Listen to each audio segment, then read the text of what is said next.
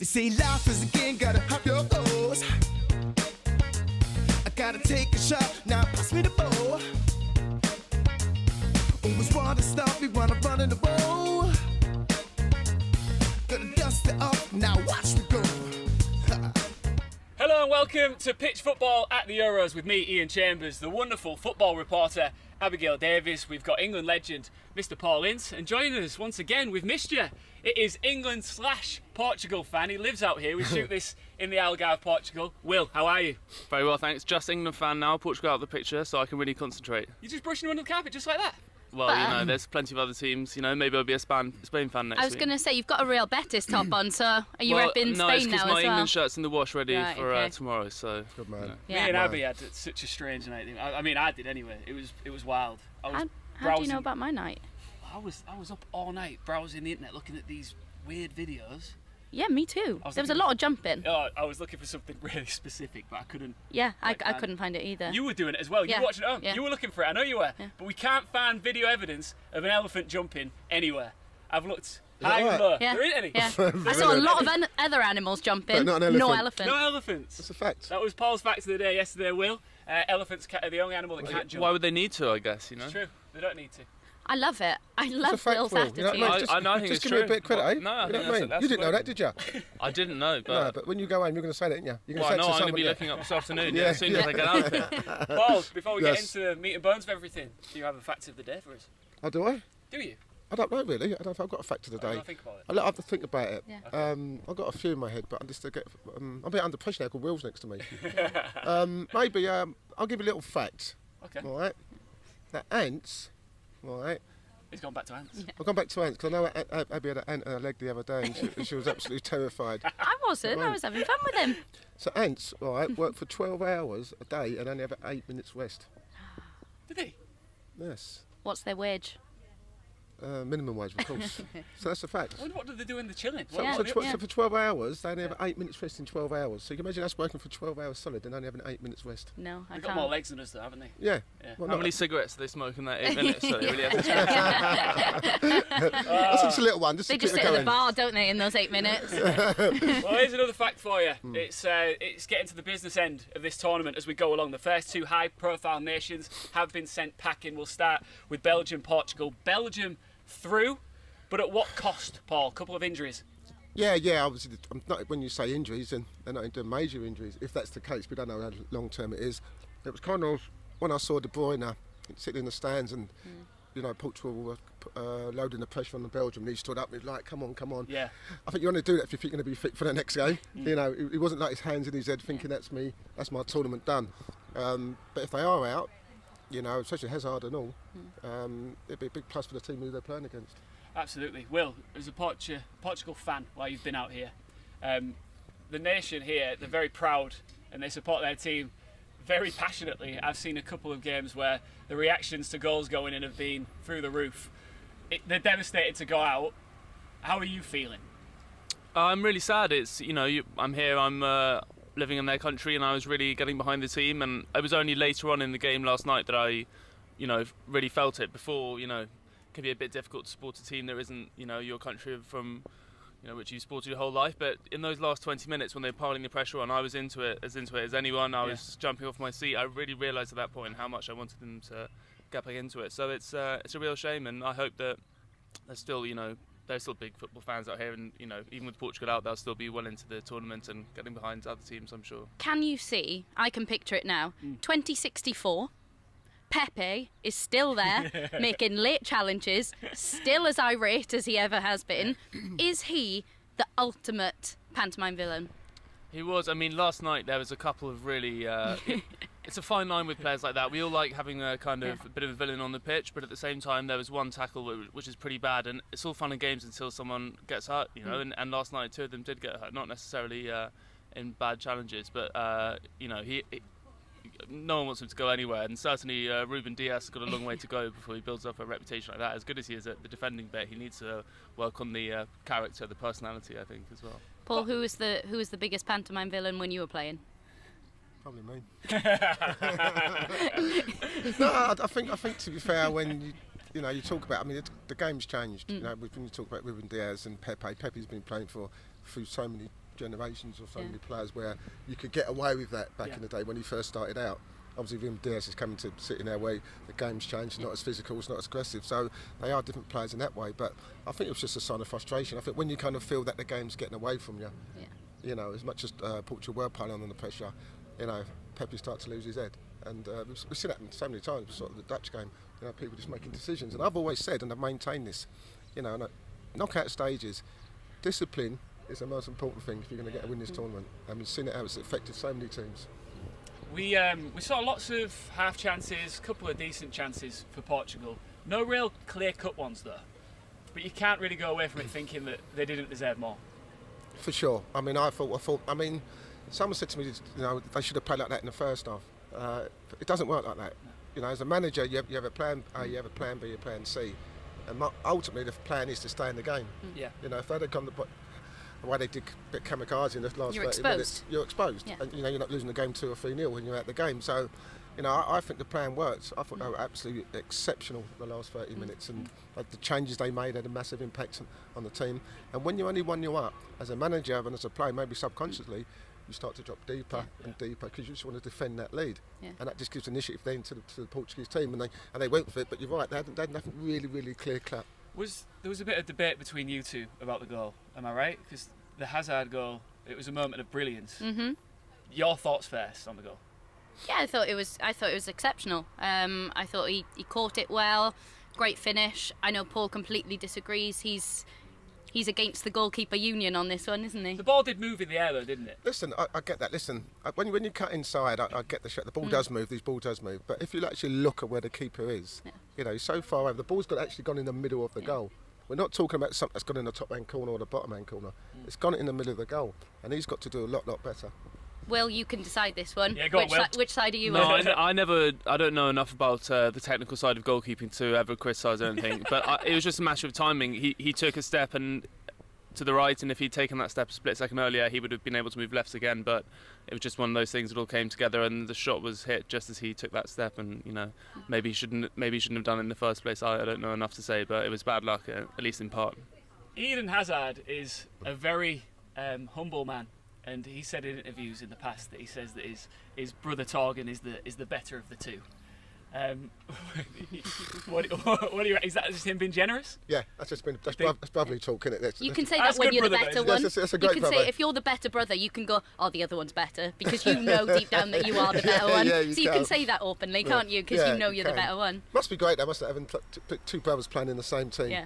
And it must be funny because obviously he's getting all the glory, isn't he? Torgan has at the moment, you know. But I think as far as quality players and running with the ball, they're different players. Yeah. Let's be honest, they're different players, and I was quite impressed with Eden Hazard, because it looks like he's coming back to form. We saw little snippets of those runs where you know, he's beaten 2 or 3 players back, his confidence coming back. Yeah. You know, and he's going to be a danger as well as his younger brother. And I guess that can help, can't it? You know, he's had struggles at club level, so to get away from that and remove yourself from that club football, you can kind of start afresh. Yeah, for sure. And obviously the fact that he's now going back to, you know, with a different manager, you know, at Real Madrid, that will excite him, as it will do Gareth Bale, hopefully. But you can see in his performance, he's smiling, he's confident, and he's a wonderful player when he's on his game. I agree. You ever played with any brothers that have impressed you back in the day? I don't think I have, to be fair. Have you not? Let me hold that thought. You hold that thought. All right, the Netherlands are out. Yeah. And they were your second favourite team. Do you know what? Much luck. This tournament. You're really struggling in a minute. They were my second favourite team for 24 hours. And I think I'm going to say it before Paul does, I had De Ligt to be the standout player of the tournament. Some people would argue that he still has stood out. Oh, it's a standout moment. Absolutely. So there has been a standout Standout moment. Okay, so I think I'll give myself that one. But yeah, that handball, I thought, even though it's clearly... it was intentional, but I thought he did quite well at trying to make it not look intentional. If it wasn't for VAR, he might have got away with it. Yeah, like, you know, he did kind of, it was obviously intentional, but I thought the way it wasn't as, I don't know, it just looked more natural, and you could tell what he was trying to do. But I just thought, fair play to him. Your acting's quite good.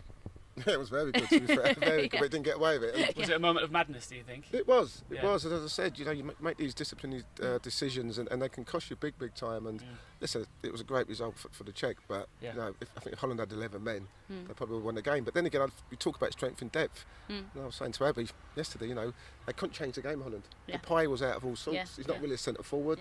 Yeah. They brought on Weghorst, who I'm not sure maybe touched the ball once or twice. Like so we said, De Jong could have been that De Jong player, could have been couldn't he, that if he player, wasn't yeah. injured? So the strength and depth, they weren't very good. And I thought, as much as they were down to 10 men, they didn't deserve to win the game. Will, were you surprised to see the Dutch drop out?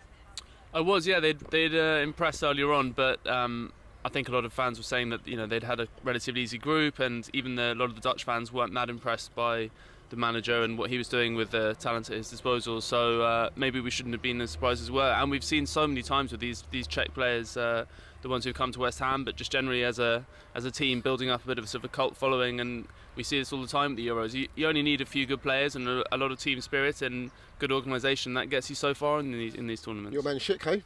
I told you. He's doing all right, isn't he? He's flying, isn't he? I think that's doing 3 now. Is that 3 goals he's got now? Yeah, I The mean, amazing thing, though, You know your stuff, son. Holland got through this tournament without any stories of unrest in the camp. Yeah. I think that's one of the most amazing I don't things. worry, I'll be coming out now and then and knocked out. too right. I want to continue discussing Dutch dropping out, and there's so much more I want to talk about with the Czech side. We'll do it after the break. If you haven't already downloaded the Pitch Football app, it is why we're here. It is what you should be doing right now. There's so much going on within that app. Big prizes to be won, big debates to be had. Get yourself on your app store, search Pitch Football, and download the app. And when should they do it, Incy? Now! More from Abby, Incy, and Will after the break. See you in a few. They say life is a game, gotta hop your toes.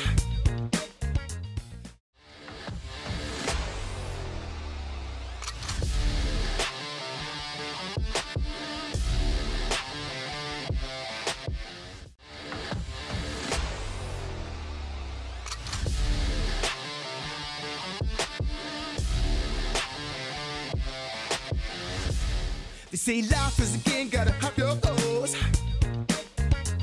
I gotta take a shot. Welcome back to Pitch Football at the Euros with me, Ian, Abby, Incy, and England/former Portugal fan, Will. Will, thanks for joining us once again, mate. No problem. Right, back into the Czech Republic discussion. There is a path here, Incy, for them to get to the final, similar, and reach the heights and levels of achievement that they did back at Euro 96 now. Do you agree? Are there any comparisons between the teams? Now, listen, I think when you look at the Czech team, they've always got that kind of workman-like, attitude. They've got a great balance to the team. They know what they're all doing. There's no big stars. I mean, you probably take Schick to a certain degree, but there's no big stars. And you kind of look at the likes of Souček and Foul, what they've done at West Ham. Yeah. And the Moyes' West Ham team is quite like a workman-like team, very organised, very balanced. They simplify their game, the Czechs, and we never mentioned them as a dark horses, did we? We never mentioned them. We mentioned the Italians, we mentioned the Dutch, we never mentioned the Czech. And to be fair, the Czech weren't great against England. When England beat them 1-0, they weren't great. So you can see them getting knocked out against the Dutch, but they were solid. They were solid. They got spirit, as you said. It's a bit like the Welsh team. Yeah. They got the desire, the spirit, togetherness, and it's not all about just having the best players. And I was just about to, amazingly, praise England.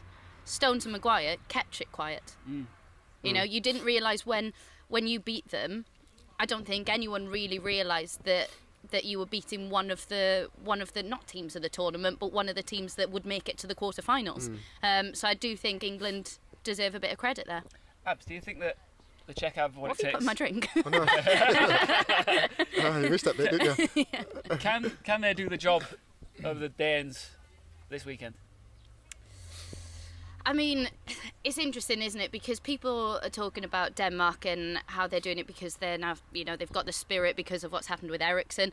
I don't think you can look past the fact that they've scored 8 goals in 2 games, and they're there on merit. I think we have to praise their skill as much as their heart and determination. So I fancy Denmark in that one. Yeah. Which means the Czechs will win. Just back whoever I don't, basically, and you're guaranteed a winner. Now, Will, you're a tough man to work out. I never know who you support these days. You're switching shirts left, right and centre. Let's talk about favourite nations within this tournament. So you started off England, of course. Portugal number 2. Who else has stood out to you so far? teams who've impressed me or who I want to win. Who you want to go for? Well, I lived in Spain for a long time. I'd like to see them do well, and I'm a big fan of a lot of their players. And Luis Enrique, I think, is a really good manager. Things haven't really worked out for them so far. Apart from that, just like most English people in any given game, I'm always backing the underdog, looking for an interesting result. Yep. Although it's a tough balance. You don't want a quarter-final made up of only the smaller nations. You do want, in the end, Italy and the Netherlands or whoever to go through, and you want to have a nice big names at the end. But on a game-by-game basis, there's nothing better than a smaller country getting win over a bigger one and seeing what it means to them. So game by game, I'll see who's got the players I like and who's with the better story. Ab's favourite nations? Do you know what? I completely agree. I think tournaments like this, the amazing thing, especially when your nation's now out, it's you can just enjoy the different side of it. You can just watch nations and not have to think, oh, well, we have to face these, but you can just enjoy the different players and learn about players that perhaps we don't get to see on a weekly basis at club level. I think I agree. Spain in the last game, it's interesting, isn't it? Because we were saying how they're lacking that flair at the moment. They've got the possession, but they're not really doing much with it. They'll always be one that you're interested in watching, but Belgium for me, of course. Yes. Whoever I say though's obviously going to go out in the next round, so it's just, That's England. That's the one fan. Yeah. Incy? I don't know. What I will say though is that this tournament's open. It is. Really It really open. is. And all the times you look at a kind of map of who's going to beat who and who's playing who, and we've had the shocks with the Dutch going out, and it changes the whole dynamics. Yeah. This tournament, and there'll be teams that now be thinking like Denmark, like Czech Republic, thinking, we could win this. Yeah. And they never thought that 2 weeks ago. Yeah. And that's the good thing. That's the exciting thing about it. It is exciting. Exciting indeed. Let's cross over back to England now, briefly. James Helder, the Euro Bureau, discussing their favourite nations in the tournament so far. They say life is a game, gotta hop your toes.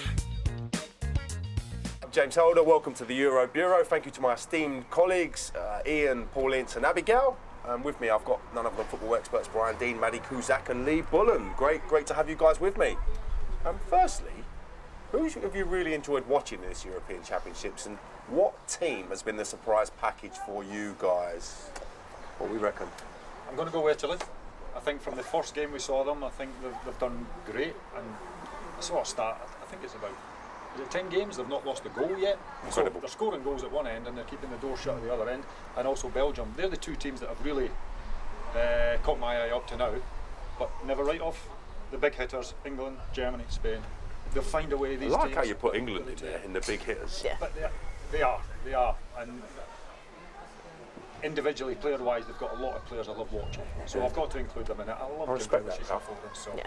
I respect that. I know I'm the old enemy, but you still have great players that you like watching. I respect that. For me, I think Sweden have been the surprise package for myself. I didn't anticipate them being as good as they are. And like we spoke about earlier, I know you guys were filling me in tactically. They seem to play a 4-4-2 system, Dino. Look, you yourself were quite emphatic about and quite impressed with the way they were going about their business. Yeah, they are. I mean, I think if I'm totally honest, I mean, Sweden, I think that they'll reach their level. I don't think they'll go that much further. But for me, the two teams, Belgium, I just love that the way they play. They play a very free-flowing football. Love Lukaku. I love when they play to his strengths and they play those balls down the side of him rather than into him. And because look, Lee, you'll back this up. If somebody like that is running towards you with the ball, it's a defender. Forget it. You don't like it. And the guy's quick. He's got a good change of direction. Yeah. Very direct. He's got two good feet. We've seen that. He's a big, powerful lad. And the other team was, I think we forget when France played Germany that they cancelled each other out. Because France won the game, we all thought, okay, that's the end of Germany. But you see what Germany did to Portugal. They were on it. I mean, I think that's where I see. That's the progression. If you look at the way how the Germans play their football, it's very short passing and then they can go long. That's what I would have expected from Spain and how they should have evolved. But if you look at Germany, for me, they're always there or thereabouts. Always. Who's impressed you, Maddie? Who have you liked through the tournament so far? I've really liked Italy. I think they've been great. I've really enjoyed watching them. I think their football's been really fast free flowing. I think it showed the other night when they played Wales, they made 8 changes and they were still really dominant. Yeah, I agree. I think it's like the 30th game without defeat for them too. I agree. And when you see young players like Bastoni coming in the centre back and playing out of his skin again, it just shows you how much strength and depth they really have. 100%. I mean, from their first game, I thought how strong they were, and like I said, proved it again against Wales with a lot of their starting 11 missing. So yeah, I think they're a really strong team, and I've been really impressed by them. How impressed have you guys been by Wales so far? Yeah, they could do anything in the tournament. I think what Wales have got, which we don't have in England, is they have players who are playing abroad, and then they're coming back and they're bringing something into the squad. You know, you look at Bale and Ramsey. You know, they've got players in that squad who look up to what them guys have done, and it's for them, you can tell that the players are proud of playing with these players who played at Real Madrid and Juventus and so on. So I think they've done brilliant. I mean, they're through again. They seem really humble with it as well, like the big stars in the Welsh team. There's no gap or divide. They all seem very unified. Yeah, really big talisman, I think, for the team. Okay. On that note, let's head back to Ian Chambers, Paul Ince and Abigail Davies. Thank you, Mr. Helder. I'll tell you what, I don't miss the weather, but I do miss some of the people. Do you? I've cancelled my flight home. I don't know about you guys. Thank you to James and the Euro Bureau. Will, I'm gonna rush through some bits and pieces because you're about to leave the show. It would be rude not to get your thoughts on England-Germany. The atmosphere is electric. It's going down today. How are you feeling? Really excited. The Portugal game of this round of 16 really got me excited, and I'm nervous, but also I can't wait. This is what it's all about. I think we've seen Germany's weaknesses as well as England's, and let's hope it's a really good game. It could be pretty thrilling end-to-end stuff. It could also be incredibly dull, and we just have no idea. Your mate who dropped you off here, what's his name? Josh. What did Josh say when he came in? He said something, didn't he? Was it that they've got no chance? He said, Josh, your mate Josh said, this is what his mate Josh said. He said England got no chance against Germany. And he's still your mate? I know, yeah. Well, I said he knows nothing about football, and then he said England got no chance, so I guess we'll find out. He backed you up if on he's that point, up on didn't anything he? in the last few days, yeah. He's learning fast, doesn't he? What's your prediction?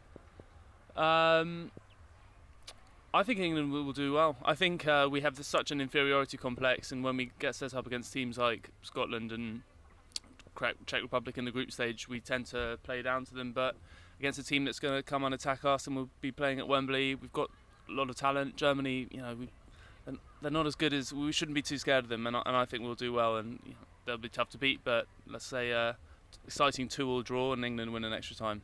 Is it not mind games though? Because England haven't allowed Germany to train on the pitch the night before because heavy rain was expected and they didn't want that to impact the pitch. That's psychological, isn't it? That's not because of the pitch.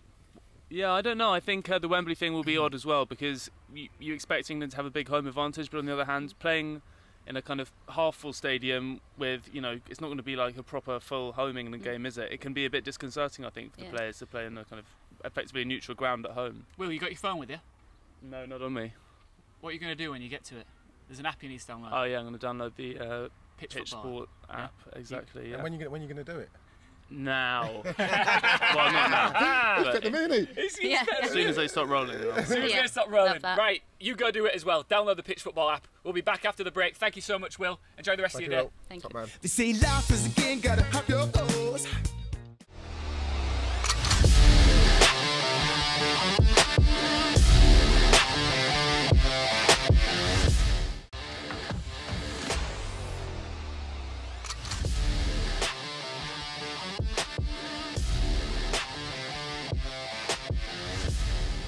They say life is a game, gotta have your goals.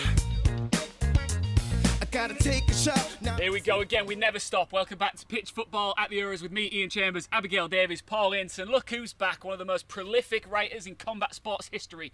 In fact, the most prolific writer in combat sports history, Gareth A. Davies. Do you know what I've got to say? It's so windy today, it's like being on the set of Dallas, and when you've got hair... Yeah?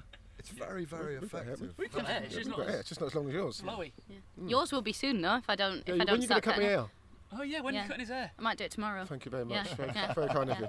Gareth, you're joining us for the second half of the show, so thank you so much for being here. Before we get into all of the discussion further into England versus Germany, let's talk about Sweden, Ukraine. They meet for the first time since 2012. How are you feeling about this, Incy? I don't know, it's a tricky one, isn't it? I think the Swedes have done very well. I think they've kind of gone under the radar a bit, the Swedish team. Again, I like the way they play football, attack very well. And the Ukraine, I'm not too sure about the Ukraine. I can't believe they got to last 16, to be fair, because they haven't been great, have they? They looked flat, didn't they? Flat, yeah. But they crept through, didn't they? Yeah, they crept through. But it's a game, that both teams have thought that they can win. Yeah. As I said, there's a place that grabs the quarter-finals. And I think, I said before, the last 16 games have been great because there's so much on the line, and it's like, you can't mess up. You've got to get everything right. Everything's got to come together at the right time. And these teams, especially if they go a goal down, you see them just go for it. And that's what we want about Euros. We want teams, we want excitement. Sweden top their group, so they're of course the favourites coming into this one, and I imagine you think they're going to win it. Yeah, I do, and I think Isak's come into his own. He's flourishing without Zlatan in the team. I think he's taken that responsibility on very, very well.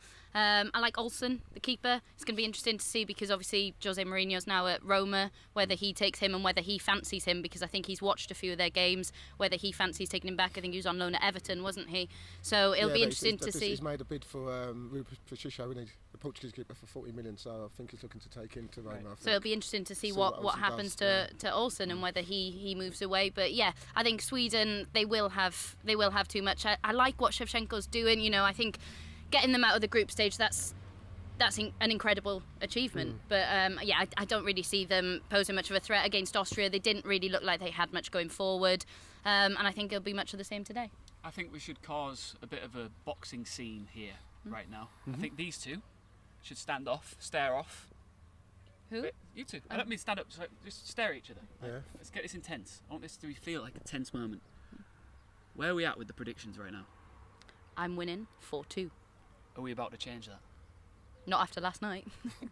Well, we've had a little extra bonus to the predictions now. So what we've done now, we've decided rather than just a result, we're going to go for the first goal score of every game. And all right. We was nowhere near it yesterday. It made absolutely no difference at all. So I can give me half a chance, I made half a chance. All right, Sweden, Ukraine.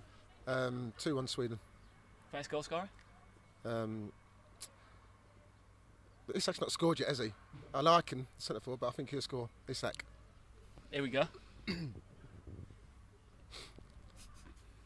She really wants this, doesn't she? Oh, I wanted Isak. No, I wanted Isak. He's not scored, but I like him. He's a top player. Today, please. I'm going 2-0 Sweden. I'm coming back to you on goal scorer because I want it so much. Yeah. I think we're allowed to do that. Yeah, we are. You tried changing yours halfway through the game yesterday. All I'm saying, when someone asks you a question, it's nice to answer. Not say I'll come back tomorrow and let you know. Well, I will. Can I throw a spanner in the works? Yeah. Oh, go on. You always do. Penalty shootout. Sweden win the penalty shootout. Oh, I like it. Gareth swings in, doesn't he? I like it. Penalty shootout, and you get the Spencer Oliver twitch. We're due one, aren't we? I'll tell you. I'll tell you what else gives you the twitch. What else sends a shiver down your spine? Just the words England versus Germany. It's the old enemy. It gives you a buzz, doesn't it? It's the latest chapter at Wembley, Gareth. Have you got that feeling? Absolutely. It's that moment when you all switch on, when the whole nation comes together to watch it. Look, I know this is a weird stat, but 1966, obviously, we all know what happened. It's all over. It is now. England won the World Cup. 1990, 1996. I think I'm right in saying this. 2010, maybe not 1990. 1990. 1990. Yeah, World Cup. 1996. 2010. England hasn't beaten Germany in a knockout stage of a major tournament, and since the World Cup final in '66. Coming out here with this negativity, really? No, it's a stat. Yes. And I think it makes the game big. It makes it that much bigger. And you know what? What I like about this, Joachim Low is peeved that his team can't train on the pitch. It's at Wembley Stadium. They can't run out on the pitch. And I think that's got into their heads a little bit. Yeah, I mean, I'm not sure the reason behind it. Well, they've said it's the weather, but I think it's psychological. I think it is. I think they're getting into them. Unless it's thunder and lightning, there's no reason why you can't train on the pitch. Yeah. But just going back on those stats, great stats, by the way. You've done your homework, Gaza. About time. Anyway, where was I? But when you talk about 1996, a lot of these players now are playing for England were born in the 2000s. Yeah. You know what I mean? So they're not. Are they aware of it? I don't know. We saw an interview with Saka yesterday, and he was talking about Euro '96. He really didn't know much about 96 or 1990. So that's the good thing about it. These kids now, they weren't even born in. I get a vibe with this side that they're well and truly just looking forward. Like mentally, they're focused on the future. We spoke early on the series of this show about, is Gareth Southgate looking to get redemption for that penalty miss in '96? You said no, and I think that's important. Is it? History is important, and it's important to be aware of it. But at the same time, you can't let it affect your performance. Yeah, I think what's interesting as well, it's always dubbed as a grudge match. But I don't think it is for Germany because they do so well in this fixture. They actually, you look at the interviews pre-match, and they're relishing it.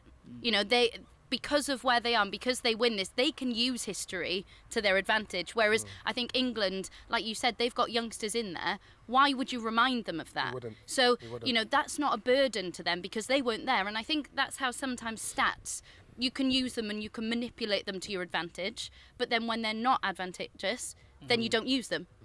Well, let's see how some England fans, I'll get some more from you in a second, Gazza, are feeling ahead of this one. This is them speaking after the last game of the group stages. In your opinion, who's the must-start players for England in the next games? Grealish, Sancho, Saka. Them three. I really like Grealish. He's my type of player. Well, I think he's every fan's type of player. They like to see players on the ball, don't they? For whatever reason it is, Southgate's a bit scared of playing him at the minute. I think he's trying to protect him myself. I'd like to see more of Jadon Sancho. Over the moon with Saka, I thought he was great tonight, but like I said, the German press is scratching their head. Why aren't England playing Sancho? Has he done it in an England shirt? I don't know, but I'd like to see him get a few minutes more. I think Grealish, he's that creative player that we've been missing, and with him starting, I think we'd get a lot more chances. I would personally be playing him, Sancho, definitely. His record in Germany speaks for itself, 100%. He should be starting for England, yeah, 100%. 100%, 100%. Now, Jack, talk to me about England and moving on to the next stage. How do you think we'll get on in the next game if it is Germany? If it's Germany, it's going to be a struggle. So you know how well-oiled they are as a machine. Defensively, they're solid. And again, we're not scoring. Defensively, I think we can hold them. They don't offer that much.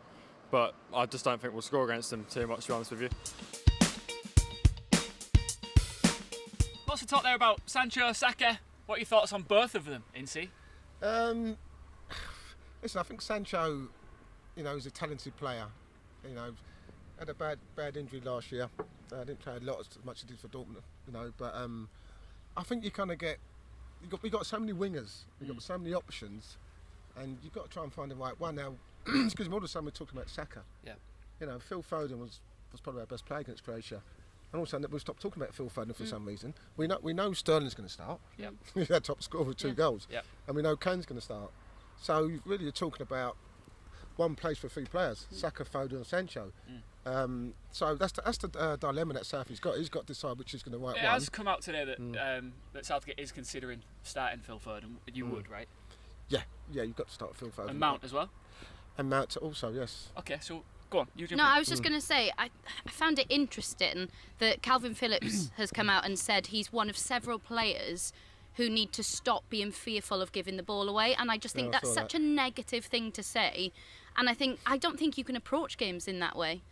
Yeah, it was a strange quote from Calvin Phillips. I think sometimes, you know, when you're kind of in English as a kind of youngster, you don't say nothing. You know, if anything's going to say, let the senior players say that. Let the Maguires and the Hendersons and the Kanes say that.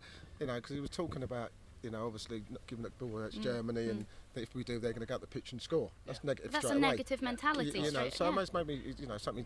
Maybe that's just youth, you know, making that decision. The other night when Wales lost 4-0, you went back to burn your beehive for the simple reason that you said if Wales had played their best then we'd lost 4-0, wouldn't have an issue, but they didn't. I think the big problem for England is if they don't produce in this game, and I know you guys are talking technically about the formations and also, if they don't produce, the backlash against the team and Gareth Southgate will be enormous. Because if they just play like they've played in the other games and they lose 2-1 or they lose on penalties, everyone will go, why didn't they go out there and play?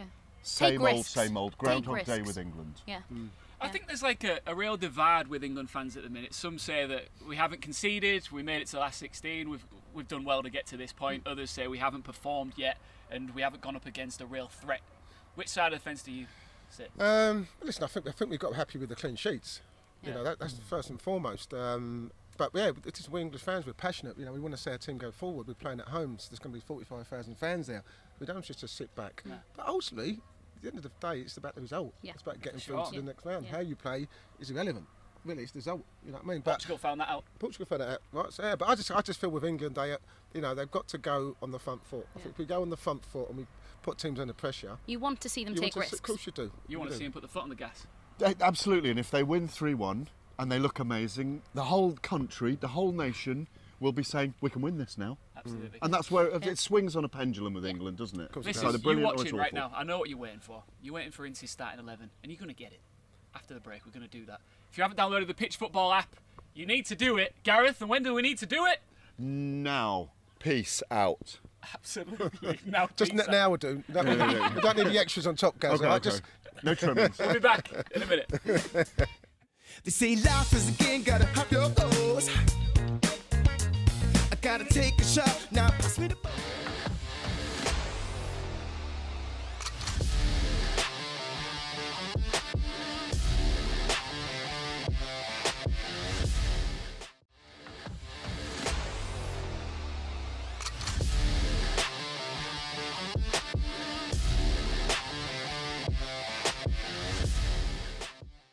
They say life is a game, gotta hop your goals. I gotta take a shot now. Welcome back to Pitch Football at the Euros with me, Ian, Abby, Ince, and Gad, as I like to call him, Gareth A. Davies. Before we get into his 11, foreplay on the Pitch Football app. You need to get involved. You could win some amazing prizes just by trying to predict the results of each of the games here at the Euros. What is the top prize, Ince? The top prize is a round of golf with me and another at my illustrious golf course, Heswell Golf Club, which is in the Wirral. And if you don't play golf, then you can have some munchies, as in dinner, with me and another. Love it. Another. Love it. Get involved. Get involved. Right, let's do this. You're starting 11. England versus Germany. I've been waiting for this. I'm ready for it. I'm nervous. You know, because you hear the fans saying that everyone's got different opinions. That's what's great about football. You know, fans are talking about Saka, talking about, Grealish, those type of players. So I'm going to give you my team that's going to win the game. Oh, I love that confidence. And I do believe we'll win the game, for sure. So keeper doesn't change, Pickford. I'm going to go Walker, Stones, Maguire. I'm nervous because she's looking at me going... she's going to challenge you. Yeah, Maguire, Shaw. I'm going to go Henderson, Declan Rice. I'm not sure what Gareth's thoughts are going to be on Mount because he's not been involved with the squad for a week due to the COVID. So I'm not sure whether he's going to throw him straight back in. I know he loves Mount. So if he's fit and he's ready to go, I think Mount will start. If he doesn't, then I think... Ahead of who? Sorry? Ahead of who?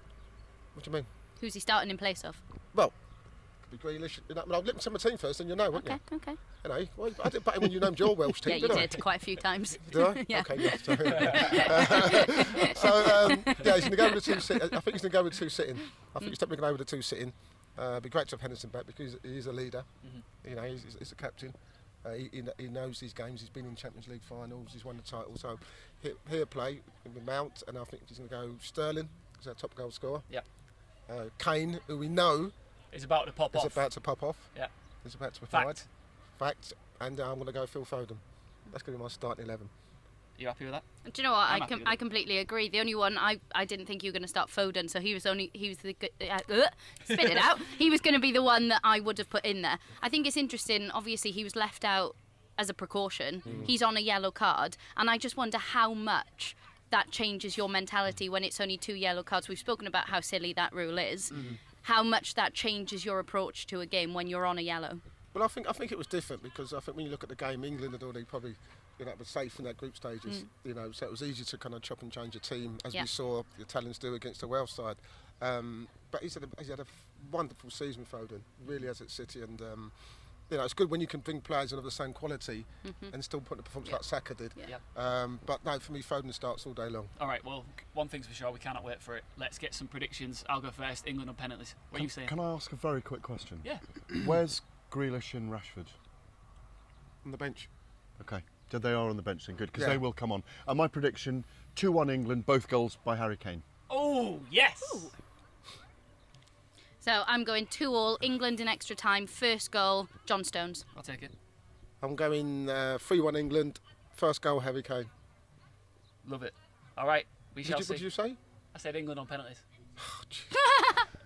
That's just what I want. Oh. Do you? I do. You want that? I do. I'll remind you of that if it goes to penalties and you can't sit still.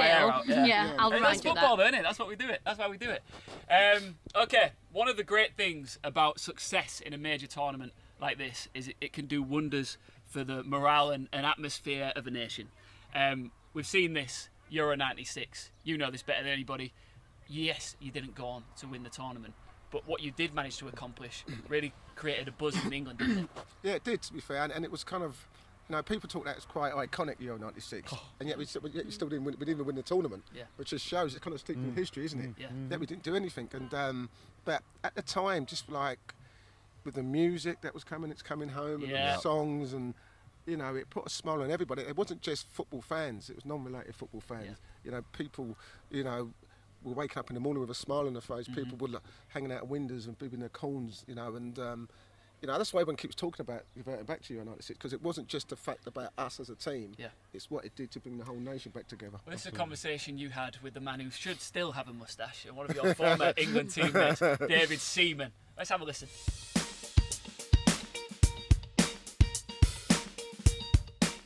What I felt after that, when that last penalty, when I think it was Muller that scored the winner, when he knocked it in, I was like, oh, God, we're out of it now. But then, I don't know about you, but I had that feeling of like, well, hang on a minute, we've done really well here. You know, and you saw the fans, and I got that realisation of where I'm so glad that we'd made the England fans start to love the England team again. Yeah, absolutely spot on. And I also think of that game, and everyone talks about the penalties. You know, and I talk about the extra time. I talk about the golden goal as well, wasn't it? Golden goal as well. And then people say, oh, well, Gazza, you know, every time I watch Gazza, I still think he's going to get to it. Yeah. You know, if you take it 10 minutes before that, Darren Anton had an absolutely unbelievable chance from about 5 yards out, and he slipped and hit the post. Yeah. But everyone keeps talking about the Gazza moment. And I remember saying to Gazza after the game, so Gazza, if you didn't have that extra hamburger, you would have got that. If you stuffed your face with all that fat food. That was at half time, you had that. And you know, I still kind of watch it and think he's going to get there. He's going to get there. But you're right. I think after there was a bittersweet moment. You know what I mean? It was like we're out, because I thought once we beat the Spanish, I thought we were the best team left in that competition. The Czechs were okay, but they weren't as good as us. So, and I'm thinking, yeah, so gutted, disappointed. But then again, I look back and like you did and said, well, not only did it bring the fans together, you know, it brought the whole nation together. You know, everyone, even non-related football people didn't have a clue about football. You know, everyone was smiling, everyone was talking about us, the songs, football's coming home. Yeah. You know, and it's funny because it's still, you know, 25 years on, it's still so iconic. Yeah. You know, and it's like it's steeped in history, but yet we didn't even win it. I know. You know what I mean? It's not like and it was like it was so hard to like realise what was going on. What about when we went to Wimbledon? Oh, that was funny. That was that was unreal, wasn't it? So we went to Wimbledon, didn't we? And we walked into the centre court, and everybody got up and started clapping. They applauded us in, and even Pete Sampras had to stop, didn't he? And we walked in, half went to our seats, and then we were like, "Oh, it's for us, thank you." It was, wasn't it? And yeah, Pete Sampras was playing. Was it Goran Ivanovic? Was he something like that? I can't remember. It was, yeah, because he was looking around saying, "Who were they?" You know what I mean? And I remember you got up to go to the toilet, and then everyone went. That was that. But that just shows you what it meant to the English public, you know. And that's why, you know, I say about now, you know, I'm so desperate for England to win something, because I want to be around when that happens, you know, because I want to be involved in that party.